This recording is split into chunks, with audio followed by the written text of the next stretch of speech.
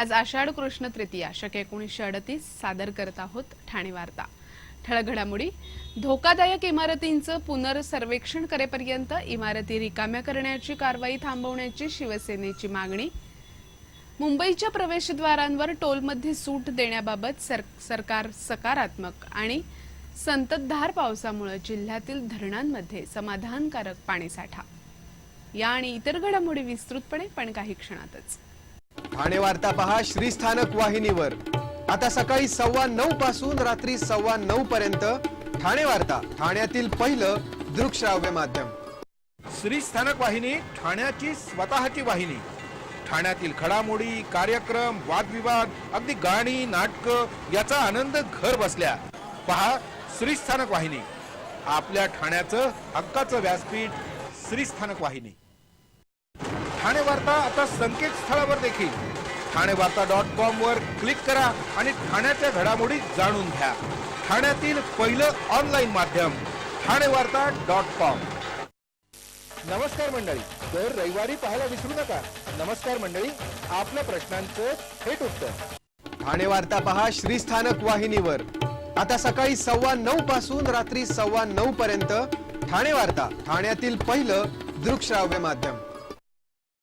ठाणे महापालिका आयुक्त संजीव जयस्वाल यांनी धोकादायक इमारती रिकाम्या करण्यात अडथळा आणणाऱ्यांवर फौजदारी गुन्हा दाखल करण्याचे आदेश दिल्यानं नवा वाद निर्माण झालाय।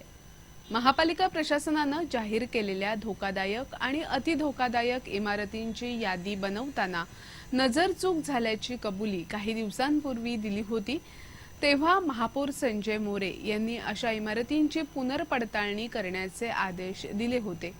तरीही आयुक्तांनी रहिवाशांना बेघर करणारा फतवा काढल्यानं शिवसेना संतापली।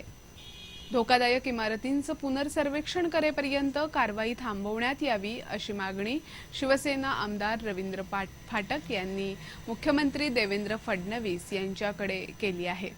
शासनानं जाहीर केलेल्या सुधारित अध्यादेशान्वये ठाणे महापालिका क्षेत्रातील C1 आणि C2 या संवर्गातील इमारती रिकाम्या करायची कार्यवाही युद्धपातळीवर करण्याचे आदेश आयुक्तांनी दिल्यानं ऐन पावसाळ्यात बेघर होण्याच्या भीतीनं नागरिकांमध्ये असंतोषाचं आणि नाराजीचं वातावरण पसरलंय। वागळे इस्टेट आणि आजूबाजूच्या परिसरातील सर्व इमारती सरसकट धोकादायक ठरवून रिकाम्या करण्यात येत आहेत। परंतु काही इमारतींची स्थिती ही अतिशय चांगली असून त्यांना धोकादायक ठरवल्यानं नागरिकांमध्ये तीव्र नाराजी निर्माण झाली आहे। महापालिका क्षेत्रातील सर्व इमारतींची पुन्हा एकदा पाहणी करून तसा अहवाल संबंधित विभागांना सादर करावा आणि आवश्यक असेल तरच कारवाई करणं उचित होईल असं आमदार फाटक यांनी निवेदनात नमूद केलंय। धोकादायक इमारतींबाबत महापालिकेचं धोरण संभ्रम निर्माण करणारं आहे। बिल्डरांची सुपारी घेऊन धडधाकट इमारतींना धोकादायक ठरवून कारवाई सुरू केल्याचा आरोप होऊ लागला होता।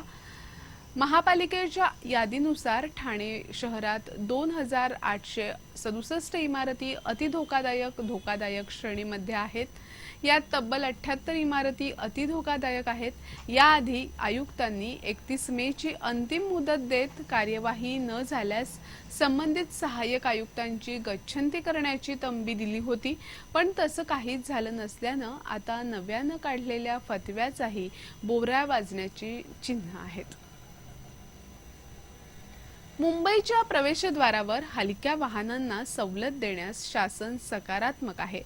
मुंबईच्या प्रवेशद्वारांवर 5 ठिकाणी असलेले टोल नाके तसंच मुंबई पुणे द्रुतगती महामार्गावरील टोल नाक्यांसंदर्भात आनंद कुलकर्णी समितीचा अहवाल शासनाला प्राप्त झाला असून या अहवालातील शिफारशींच्या संदर्भात प्रशासकीय, आर्थिक आणि कायदेशीर बाबी तपासून राज्य सरकार निर्णय घेईल अशी ठोस ग्वाही सार्वजनिक बांधकाम मंत्र्यांनी काल विधान परिषदेत दिली। मुंबई प्रवेशद्वारावर हलक्या वाहनांना सूट देण्याबाबत सरकार लवकरच सकारात्मक निर्णय घेणार असल्याचं त्यांनी यावेळी सांगितलं। मुंबईतील टोलनाक्यांवर होणारी कोंडी आणि टोलनाक्यांवर वाहनांना सवलती देण्यासंदर्भात विधान परिषदेत लक्षवेधी उपस्थित करण्यात आली होती। या लक्षवेधीला उत्तर देताना शिंदे यांनी कुलकर्णी समितीचा अहवाल शासनाला प्राप्त झाल्याचं सांगितलं।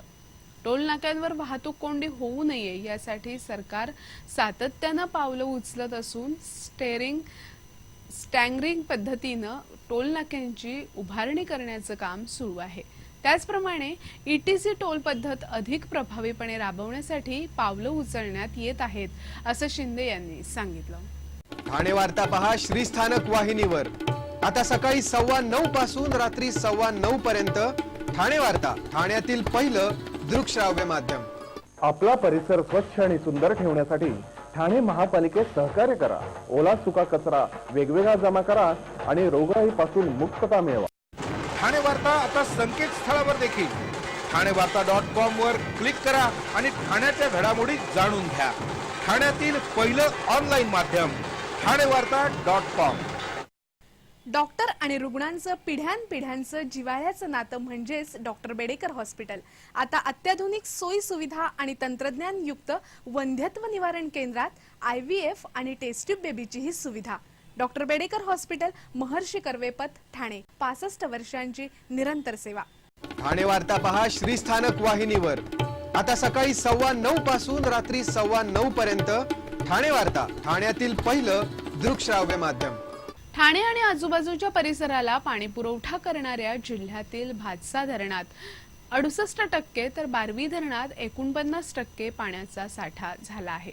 गेले काही दिवस या दोन धरणांच्या पाणलोट क्षेत्रात पावसाची संततधार सुरू आहे। या संततधारेमुळे या धरणांच्या पाणीसाठ्यात समाधानकारक वाढ होतीये।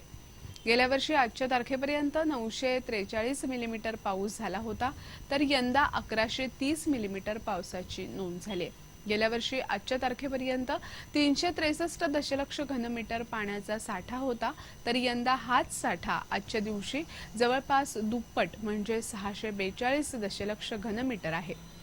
बारवी धरणाच्या पाणलोट क्षेत्रात गेल्या वर्षी आजच्या तारखेपर्यंत 578 मिलीमीटर पाऊस झाला होता, तर यंदा तो 1128 म्हणजे जवळपास दुप्पट झालाय। गेल्या वर्षी आजच्या तारखेपर्यंत धरणामध्ये 31 दशलक्ष घनमीटर पाण्याचा साठा होता, तर यंदा हा साठा 49% झाला आहे। अजून काही दिवस असाच पाऊस राहिल्यास या महिना अखेरपर्यंत ही दोन्ही धरणं भरण्याची शक्यता व्यक्त होतीये। ठाणे वाहतूक पोलिसांनी शहरातील वाहतूक कोंडी कमी करण्यासाठी अवजड वाहनांच्या वाहतुकीत मोठे बदल करण्यात आल्याचं वाहतूक शाखेचे पोलीस उपायुक्त संदीप पालवे यांनी सांगितलं। या बदलांची माहिती देण्यासाठी बोलावलेल्या पत्रकार परिषदेत त्यांनी ही माहिती दिली। या बदलानुसार सकाळी 8 ते दुपारी 12 आणि दुपारी 4 ते रात्री 10 या वेळेत शहरामध्ये अवजड वाहनांना प्रवेशबंदी करण्यात आली आहे। मात्र या नव्या बदलामुळे वाद सुरू झालाय। महाराष्ट्र नवनिर्माण सेनेनं या बदलास हरकत घेतलीये। दुपारी वाहतूक सुरू राहिल्यामुळे त्याचा त्रास शालेय वाहतुकीला होऊ शकतो, असं महाराष्ट्र नवनिर्माण सेनेचं म्हणणं आहे।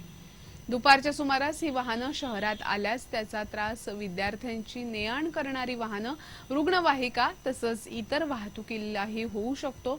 एखादं वाहन बंद पडल्यास यामुळे वाहतूक कोंडीत भरच पडू शकते। वाहतूक शाखेनं प्रायोगिक तत्वावर 30 दिवसांसाठी हा बदल केला आहे। या बदलाची माहिती विविध वाहतूक संघटनांना देण्यात आली असल्याचं पोलीस उपायुक्त संदीप पालवे यांनी सांगितलं।